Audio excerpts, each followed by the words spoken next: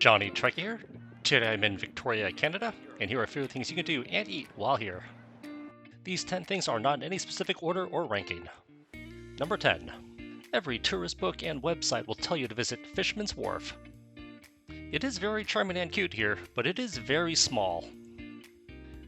If you don't plan on eating here or doing any kind of water sports, you probably won't spend more than half an hour here. Check out the adorable boathouses in a quiet and respectable fashion. People do live here. If you do decide to eat here, the fish store is a great place for fresh, excellent seafood and cheap alcohol. The seafood stew and the fish and chips are both wise decisions. Number 9. Ride a water taxi. While they're a bit pricey at $14 per adult, these adorable little boats are a fun, friendly, scenic, and very bouncy way to see Victoria Harbor. And they make for a very relaxing way to get from Fisherman's Wharf to Chinatown, which would otherwise be a very long walk. Number 8. Chinatown. This must be the smallest and cleanest Chinatown in the entire world. I myself being Chinese and having been to many Chinatowns, I still found this place fascinating.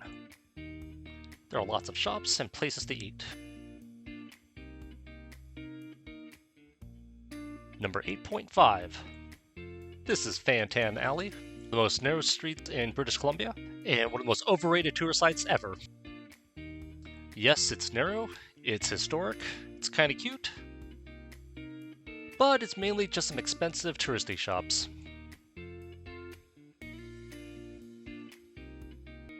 Number 7. Wandering and shopping with an exclamation point. Johnson Street is where you'll find the unique hip and trendy shops and creative eateries. Parts of this street is also where you'll find Victoria's small but thriving LGBTQ community. Unfortunately, we do not have time to partake in any of the fun, but hopefully next time. Market Square was once an abandoned industrial complex, but has now been transformed into a traffic-free square surrounded by unique shops, art galleries, and eateries.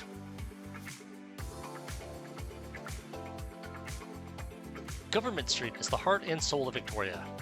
Not only is it mostly traffic-free, but it's beautiful and elegant with its artisan street lamps, abundant greenery, and of course, Victorian architecture.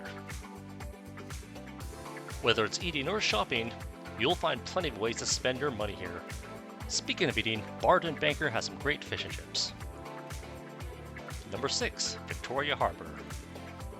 It's simply a lovely place to go for a walk, relax, people watch, admire the architecture and manicured gardens, and take lots of pictures for your social media posts. Victoria Harbor is equally beautiful at night as well, with all the street lamps and buildings lit up.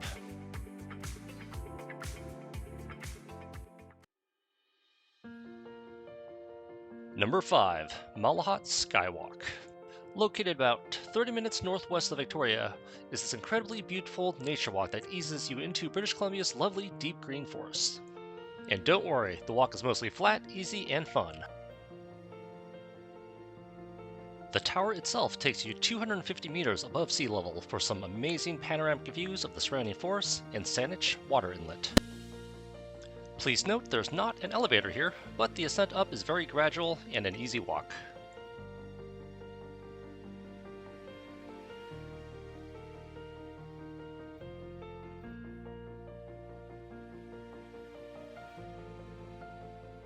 When you're done, I highly recommend taking the spiral slide. It is the fastest and funnest way to get back to the bottom. This will be the most thrilling and best 10 seconds of your Victoria vacation. And I'm glad I did not drop my $500 camera. At the very end, you get to meet some very cute locals. Number 4. Hatley Castle. As a nerd, I just had to visit this small but beautiful castle. It was used in the X-Men movies. It was Professor X's school for gifted youngsters. Unfortunately, it was closed for a private event, so we could not do the tour. Maybe next time. Number 3. Butchart Gardens. This is probably Victoria's most advertised and most popular tourist attraction, and I will say, it lived up to the hype. I am not someone who is really into gardening, botany, and plants, But I was completely wowed and impressed with the beautiful and elaborate landscapes. In fact, I'm just going to stop talking for a few moments.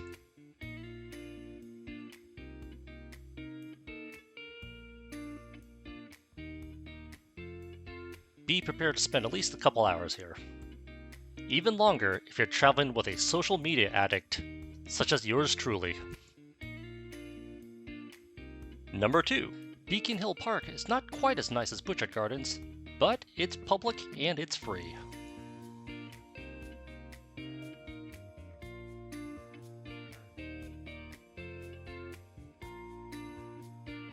Be sure to check out the Moss Lady. She's beautiful and creepy, both at the same time. There are also a lot of ducks here, and some beautiful exotic peacocks running around.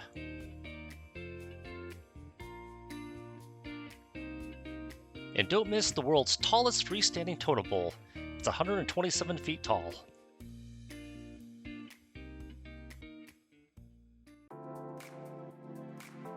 Number 1. Miniature World. Here you'll admire over 80 extraordinarily detailed miniature displays that bring to life historical events, model trains, fantasy, and science fiction. Your kids will love this place, and nerds like me will love it as well. Maybe even more.